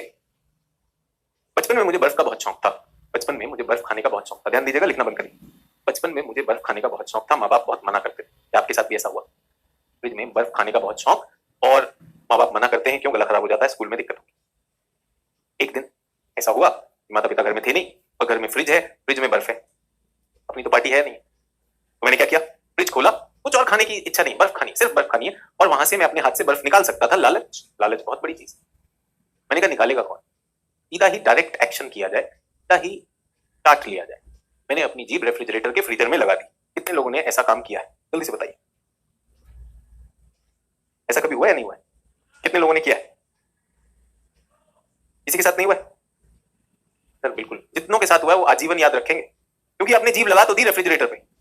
दिक्कत यह है कि रेफ्रिजरेटर पे जीभ जैसे ही लगती है फ्रीजर पे, आपकी जीभ चिपक जाएगी, आपकी जीभ चिपक जाएगी। अब समस्या यह है कि आप जीभ पे चिपके हुए हैं, मम्मी पापा आने वाले हैं, क्या करें? जिसके साथ जीवन में यह हुआ है, आपको पता है आपकी जीभ का एक टुकड़ा वहीं पर रह गया था, काफी खून भी निकला था। हुआ या नहीं हुआ? तो मेरा हाथ चिपका था, तो मेरे पास रेफ्रिजरेटर नहीं है, इसलिए बता दिया मैंने, कोई बात नहीं। जिनके साथ हुआ है वो जानते हैं, जिनके साथ नहीं हुआ कोई बात नहीं। आप यूं समझिए, सभी लोग मेरा हाथ देख रहे हैं, अगर इस पे पानी को बहना है ना, पानी यूं बह जाएगा, कोई दिक्कत नहीं। पानी ऐसे भी जा सकता है, पानी पीछे भी आ सकता है। लेकिन बर्फ एक बार अगर जम गई, सभी लोग ध्यान देंगे, अगर बर्फ जम गई तो बर्फ अंदर तक जमा देती। तो जब बर्फ वापस जाएगी ना, तो खिंचाव लाएगी। बर्फ जब वापस जाती है तो खींचती है और भूमि को तोड़ते हुए वापस जाएगी। कैसे जाएगी? भूमि को तोड़ते हुए जाएगी, और पीछे क्या छोड़ देगी? गड्ढा छोड़ देगी। इसको कहते हैं प्लकिंग एक्शन। प्लकिंग का मतलब तोड़ना, तोड़ देगा, इसको तोड़ देगा। अगर ये भूमि थी, इतने हिस्से को तोड़ के जाएगी बर्फ, तो क्या छोड़ के जाएगी अपने पीछे? अपने पीछे बहुत सारे गड्ढे छोड़कर जाएगी। ये क्या है? विशेष क्वालिटी है बर्फ की कि बर्फ जब अपरदन करती है तो जब वो पीछे जाती है तो वो पीछे तोड़ती हुई जाती है, नीचे छेद छोड़ जाएगी, खड्ड छोड़ जाएगी। उन खड्ड में जब पानी भर जाएगा तो क्या बनेगा? क्या बनेगा? झील बनेगी। सर अगर ये बात सही है तो सर सभी महाद्वीपों पर ये होना चाहिए। सभी लोग बताइए, लॉजिक तो लॉजिक है या नहीं? सर अगर ये बात सही है तो सभी महाद्वीपों पर होना चाहिए। बिल्कुल होगा। यहां पर यूरोप आता है, यहां पर यूरोप आता है, और यूरोप में आपने सुना होगा, कुछ लोगों ने अभी कहा कि हमने सर की क्लास में रटा भी है, तो यहां आपने सुना होगा कि यहां पर नॉर्वे, स्वीडन और कौन सा देश है जिसे कंट्री ऑफ 1000 लेक्स कहा जाता है? जल्दी से बताइए कौन सा देश है कंट्री ऑफ 1000 लेक्स कहा जाता है? डेनमार्क नहीं है बेटा। क्या रटे हो तुम? तो कह रहे हो हम रट लिए हैं। फिनलैंड। आप समझ रहे हैं वहां पे हजारों लेक कहां से आई? क्यों उसे फिनलैंड को कहा जाता है? इसी अक्षांश पर है जहां तक बर्फ आई। ये ज्योग्राफी है। ये आपसे प्रश्नों में पूछे जाते हैं, बहुत सारे प्रश्न पूछे जाते हैं कि पश्चिम में पर्वत निर्माण क्यों हो रहा है, क्यों ये अग्नि वलय है, why is this ring of fire, why is this ring of fire. ये सारी चीजें यूपीएससी में, प्रीलिम्स में, मेंस में, दोनों में होती हैं। समझ में आया? इस अक्षांश में मिलेगा। अगर मैं देखूं तो कहां पे मिली? इस पेटी में मिली। इसके नीचे नहीं मिलेगी, ऐसे यहां पे मिलेंगी। क्यों? क्योंकि ये सारी चीजें हुई। तो ये खाड़ी कैसे बनी? बर्फ के अपरदन से बनी। ये झीलें कैसे बनी? ये सब बर्फ के अपरदन से बनी। तो मेरा काम ये नहीं है कि आपको सिर्फ इनके नाम याद दिला दूं। नाम तो बहुत आसान है, नाम तो बहुत ही आसान है। ये देख रहे हैं काली रेखा क्या है? काली रेखा क्या है? 49th parallel. क्या है? 49th parallel. उसके बाद झीलें आ जाती हैं। तो अंतरराष्ट्रीय नियम ऐसा है, अंतरराष्ट्रीय नियम ऐसा है कि अगर दो देशों की सीमा के बीच में अगर जलाशय आ जाता है तो जलाशय के मध्य से रेखा निकली। तो ये सीमा रेखा है किसकी? ये कनाडा और ये संयुक्त राज्य अमेरिका। कौन सी झील पूर्णतः, कौन सी झील पूर्णतः यूएसए में है? इसका नाम है मिशिगन। तो कौन सी झीलें हैं ये? मैं झील बना दूं यहां पर। पहले तो है ये सबसे बड़ी सुपीरियर झील। उसके बाद हम यहां पर आते हैं ह्यूरॉन झील। उसके बाद यहां पर मिशिगन झील, मिशिगन, ह्यूरॉन, मिशिगन। उसके बाद ईरी और उसके बाद ओंटेरियो। समझ में आया? इन झीलों को याद करने का फॉर्मूला बहुत सी किताबों में लिखा है, इसलिए बहुत से कोचिंग के टीचर यही फॉर्मूला देते हैं। होम्स, ह्यूरॉन, होम्स मतलब घर, homes HOMES, Huron, Ontario, Michigan, Erie और सुपीरियर। याद रहेगा? इनमें सबसे बड़ी कौन सी है? सबसे बड़ी कौन सी है? सबसे बड़ी झील कौन सी है? सुपीरियर सबसे बड़ी झील। जो पीछे वाली है सबसे बड़ी है। उसके जस्ट साथ में ई जो है सबसे छोटी है। सबसे छोटी ई, सबसे बड़ी एस। सुपीरियर और ईरी। समझ में आ गया? सुपीरियर और ईरी। सबसे पश्चिम में कौन सी है? सबसे पश्चिम में कौन सी है? सुपीरियर। सबसे पूर्व में कौन सी है? ओंटेरियो। याद रहेगा? झीलें पता चल गई। झील क्यों बनी है? ये झील क्यों बनी है? ये झील क्यों बनी है? हिमानी अपरदन, ग्लेशियल इरोजन से बनी। किसी ने कहा ज्वालामुखी से बनी। नहीं बच्चे, ज्वालामुखी से नहीं बनी। किसी ने कहा क्रेटर से बनी है, बाहर से मीटियोर आया होगा। नहीं, किससे बनी? हिमानी अपरदन से बनी। मीठा पानी या खारा पानी? मीठा पानी। ये दुनिया के सबसे बड़े मीठे पानी का भंडार है। मीठा पानी का भंडार अगर हम देखें तो सतह पर ये झीलें सबसे ज्यादा मीठा पानी रखती। समझ में आया? सीमा समझ में आ गई? 49 से चले और यहां पर आ गए सभी लोग मेरे साथ। ये कौन सा राज्य है? 49th राज्य। इसका नाम क्या है? इसका नाम क्या है? अलास्का। सब लोग मेरे साथ, सब लोग मेरे साथ। क्या 10 मिनट और ले सकते हैं क्लास? लगे तो नहीं? जोश डाउन तो नहीं हो गया? कुछ हिंदी में लिख रहा हूं, कुछ अंग्रेजी में लिख रहा हूं, गुस्सा तो नहीं है मुझसे? अरे सर आप हिंदी में लिख दिए सर। जितने मासूम लोग हैं एकदम थक चुके हैं। मासूम सर, मेरा हाथ पैर सब थक रहा है, दुख रहा है, देह दुख रहा है। देह को आराम दे दीजिए, कोई बात नहीं। और बाकी लोग जो थोड़ी देर 10 मिनट और मस्तिष्क लड़ाने के लिए तैयार है, क्योंकि मुझे आपका एक टेस्ट भी लेना है। मुझे आपका एक टेस्ट भी लेना है। ले लें? चलें साथ? एक और चीज करवाना चाहता हूं, मजेदार चीज है, आपकी समझ आएगा। ठीक है? पृथ्वी की जो सतह है जिसपे आप और मैं खड़े हैं, ये जो सतह है जिसपे आप और मैं खड़े हैं, इसको बोलते हैं स्थल मंडल। लिथोस्फीयर अंग्रेजी में कहते हैं। ये चट्टानों से बना है, ये चट्टानों से बना है। और इसके लिए एक सिद्धांत है जिसे कहते हैं प्लेट विवर्तनिकी सिद्धांत। विवर्तनिकी सिद्धांत या फिर प्लेट टेक्टोनिक। ये हमें बताता है कि लिथोस्फीयर में किस प्रकार से क्रियाएं होती। ठीक है? समझ में आया? स्थल मंडल, लिथोस्फीयर। हमें बताना चाहता हूं जो हमारा लिथोस्फीयर है ये एक पूरा मंडल नहीं है, इसमें कई क्रैक हैं। तो ये किससे बना है? प्लेट से बना है। तो ये जो चट्टानी टुकड़े हैं ना, इनको क्या कहते हैं? इनको क्या कहते हैं? प्लेट। तो हम किस पे खड़े हैं? हम चट्टानों पे खड़े हैं। उस मंडल को क्या कहते हैं? स्थल मंडल, लिथोस्फीयर। और लिथोस्फीयर किससे बना है? प्लेटों से बना है, चट्टानों की प्लेटों से बना है। और ये प्लेटें आपस में चलती रहती हैं और टकराती रहती। समझ में आया? जब दो प्लेटें टकराती, जब दो प्लेटें आपस में टकराती, जब दो प्लेटें आपस में टकराती हैं, ठोस हैं, तो एक दूसरे पर दबाव डालने से थोड़ा सा मुड़ जाती, इनमें क्या आ गया, मोड़ आ गया। समझ में आया? प्लेटें थी, चट्टाने प्लेटें आपस में टकराई, दबाव किया तो ये मुड़ गई। भूकंप ज्वालामुखी की बात नहीं कर रहा हूं, पहले क्या हुआ, मुड़ गई, मुड़ गई, मोड़ आ गया। सभी लोग बना रहे हो इसको, 3 डायमेंशनल अगर मैं बनाऊं ऐसा बनेगा क्या? आपको नहीं लगता है पर्वत बन गए? पर्वत बने या नहीं बने? कौन से पर्वत? मोड़दार पर्वत, मोड़दार, वलित अंग्रेजी में कहेंगे ओल्ड। समझ में आया? ओल्ड माउंटेन कैसे बनते हैं? जब दो प्लेटें आपस में एक दूसरे से टकराती हैं, उनमें इस तरह से जैसे चादर पर सिलवट आ जाती है, यस, ठीक उसी तरह से ये भी मुड़े। बहुत ज्यादा नहीं मुड़ेंगे, बट जितना मुड़े इससे क्या बना, मोड़दार पर्वत। हमारे हिमालय, हिमालय इसका एक उदाहरण है। हिमालय किसका उदाहरण है? मोड़दार पर्वत का, fold mountain. Is everyone okay with this? पर मैं ये बात क्यों कर रहा हूं, मैं ये बात क्यों कर रहा हूं? मैं इसलिए कर रहा हूं कि मैं आपको उत्तर भारत का भौतिक भूगोल पढ़ा रहा हूं। मैं क्या पढ़ा रहा हूं? उत्तर भारत का भौतिक भूगोल।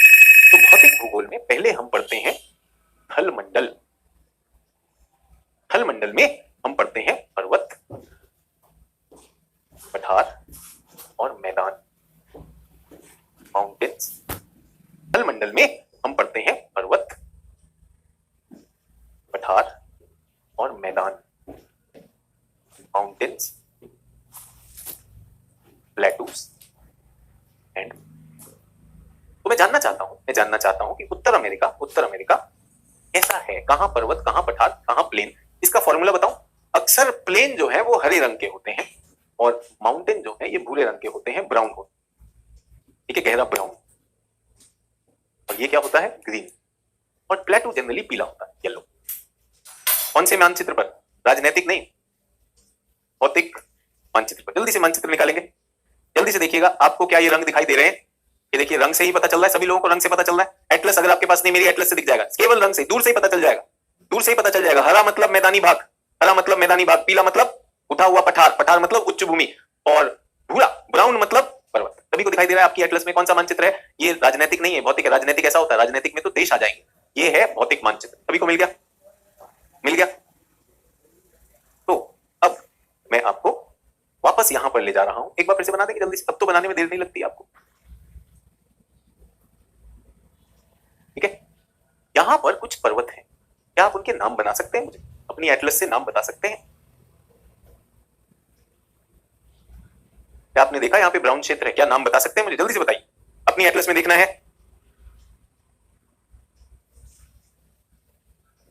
यहाँ पे तो सारा हरा हरा क्षेत्र मुझे दिखाई दिया, ये सारा क्षेत्र मुझे हरा दिख रहा है, आपको भी दिखा होगा। मैं इनका नाम सुन रहा हूं, बहुत अच्छी बात है। कुछ लोग इसे रॉकी कह रहे हैं, रॉकी। नोट्स लिखेंगे प्लीज, लिखिए सभी लोग। उत्तर अमेरिका की पर्वत श्रेणी, ये नाम, ठीक है, जल्दी से लिखेंगे। आर, सीसीआर का मतलब क्या होता है? Critical control room. ऐसा नहीं लिखेंगे। टी का मतलब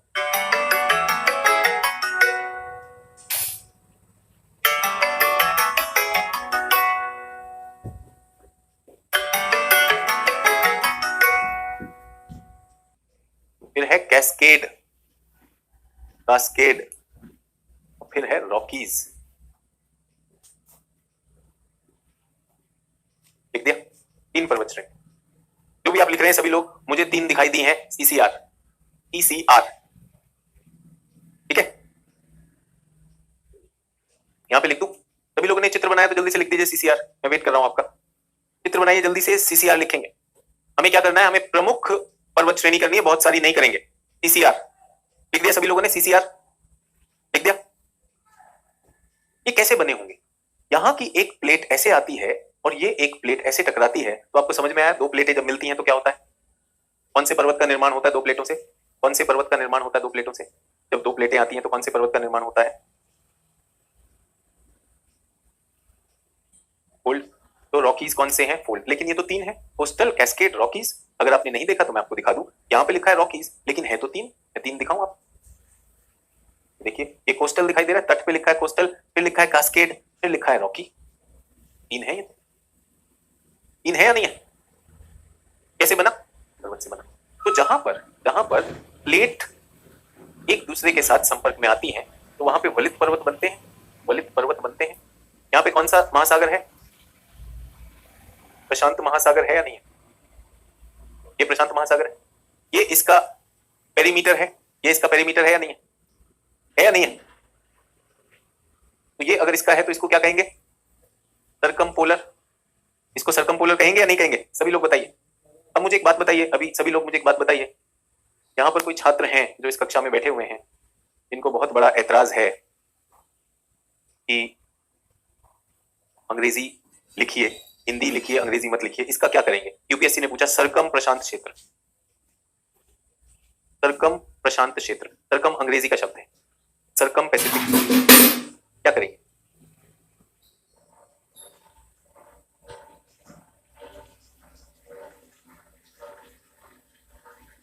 आएगा ना सरकम? सरकम मतलब उसकी परिधि पर, परिधि पे सरकमफ्रेंस ये आएगा भाई, उसके लिए तैयार करा रहा हूं कि नहीं? अच्छा एक बात बताइए, उन्होंने पूछा कि सरकम पैसिफिक जोन में क्या होता है, सरकम पैसिफिक जोन में क्या होता है, तो क्या इसका उत्तर सभी लोग, क्या इसका उत्तर सभी लोग मानते हैं कि उस जोन में वलित पर्वत का निर्माण होता है? समझ में आया? वलित पर्वत का निर्माण होगा या नहीं? और यहां पर क्या होगा? यहां पर भी पर्वत का निर्माण है, जल्दी से बताइए। यहां मैंने लिखा है बी और ए, बी और ए, इसका नाम क्या है? ब्रुक्स, लिखा है ब्रुक्स, और यहां पे अलास्का लिखा है या नहीं लिखा है? ब्रुक्स और अलास्का लिखा है या नहीं लिखा है? तो मुख्य परीक्षा को करने के लिए क्या आपको ये पता होना चाहिए यहां पर क्या होता है? अच्छा, दो प्लेटें टकरा रही हैं, बड़ी बड़ी प्लेटें आपस में टकराई हैं, तो एक दूसरे को चोट करेंगी, ऊर्जा की तरंगें निकलेंगी, तो क्या भूकंप नहीं आएगा? वलित पर्वत के साथ क्या भूकंप नहीं आएगा? भूकंप भी तो आएगा। तो आपसे पूछा कि सरकम पैसिफिक बेल्ट में क्या होगा, तो सर वहां पे वलित पर्वत बनेंगे, सर वहां पे भूकंप आएगा, आएगा कि नहीं आएगा?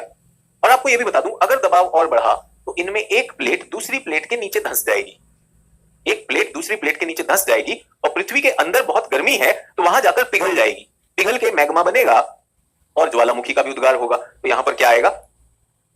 ज्वालामुखी भी आएंगे। ज्वालामुखी क्या होता है? Volcano, volcano, earthquake, fold mountain, तीनों आएंगे। क्या आपका उत्तर हुआ या नहीं हुआ? जल्दी से बताइए। क्या ये मुख्य परीक्षा में ही प्रश्न पूछा गया था और आप बिगिनर हैं, एकदम आप बिगिनर हैं? Discuss the geophysical characteristic of circum pacific zone. Pacific की परिधि पर, प्रशांत महासागर की परिधि पर क्या देखने को मिलता है? वलित पर्वत दिखते हैं, वहां पर फोल्ड माउंटेन दिखते हैं, वहां वोल्केनो आते हैं और वहां पर भूकंप आते हैं। ये लिखना है आंसर। बताइए क्या एग्जाम की बात कर रहे हैं या नहीं कर रहे हैं? पर हाँ, सिर्फ समझने से काम नहीं चलेगा, इसको लिखना भी आना चाहिए, वो भी सिखाएंगे। समझ में आया? मोरदार पर्वत भी है, भूकंप भी है, ज्वालामुखी भी है। मोरदार पर्वत भी है, भूकंप भी है और ज्वालामुखी भी है। इसका नाम क्या है?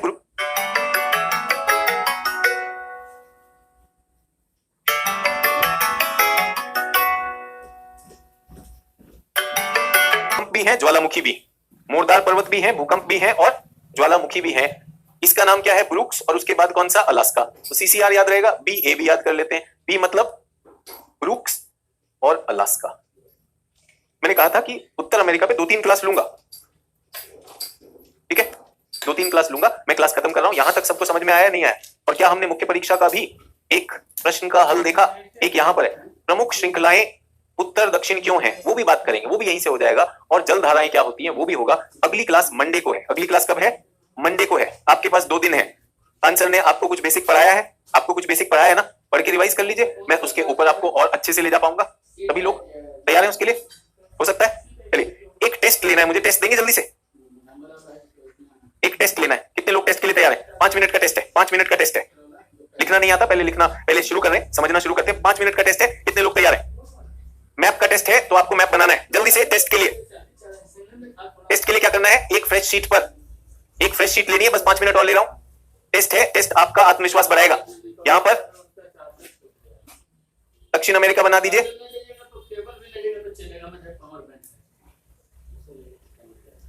इस टेस्ट में मैं आपसे 15 प्रश्न पूछने वाला हूं। तैयार है? सभी लोग तैयार हैं? रेडी? ये बन गया है। पास मार्क्स कितने? 15 में से, 15 में से पास मार्क्स कितने हैं? एक भी गलत नहीं चाहिए, 15/15 ही है। प्रश्न पूछूं? प्रश्न पूछूं? रेडी? पहला, यूएसए का 49th राज्य बताइए। यहां पे मार्क कर देना है, मैप में मार्क कर देना है, मैप में मार्क कर देना है। जैसे मैं यहां पर लिखूंगा, ऐसे करके 1 लिख दूंगा। समझ में आया? ये लिखना नहीं, आपको सिर्फ नंबर लिखना है। सबको समझ में आया? सभी लोग करेंगे।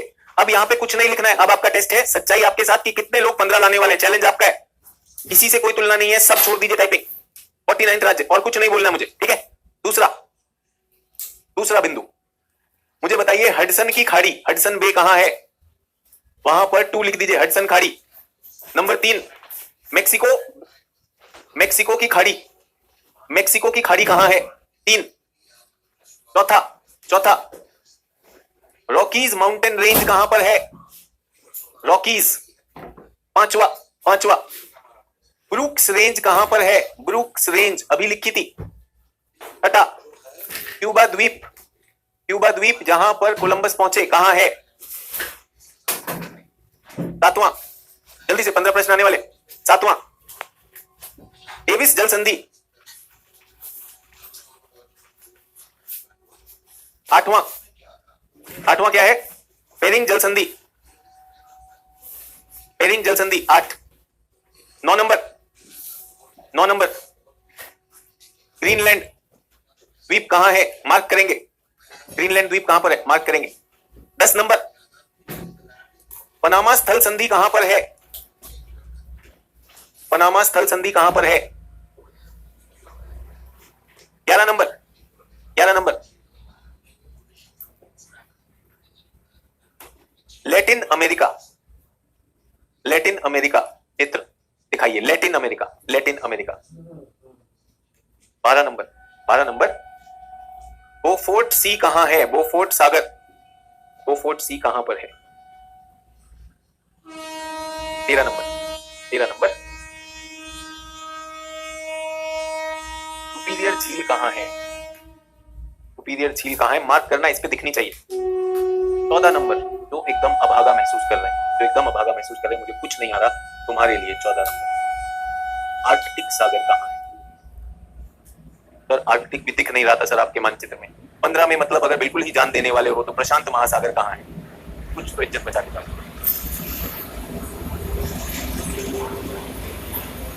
अब मैं अपने उत्तर दे देता हूं जल्दी से, सभी लोग ये बताएं। समय हो गया, एक ये है, 2 नंबर ये हो गया हडसन की खाड़ी, 3 नंबर मेक्सिको की खाड़ी, 4 नंबर रॉकी माउंटेन ये है, 4 नंबर, 5 नंबर ब्रूक्स है, 5 नंबर ये क्यूबा द्वीप है, ये 7वां डेविस की जल संधि, 7, 8वां बेरिंग की जल संधि, 8, 9वां ग्रीनलैंड, 10वां पनामा, ये पनामा की स्थल संधि है यहाँ पर। 10 नंबर कल बताया था पनामा, जो दोनों को जोड़ता है। लैटिन अमेरिका यहाँ से यहाँ तक का ये लैटिन अमेरिका है, 11 नंबर।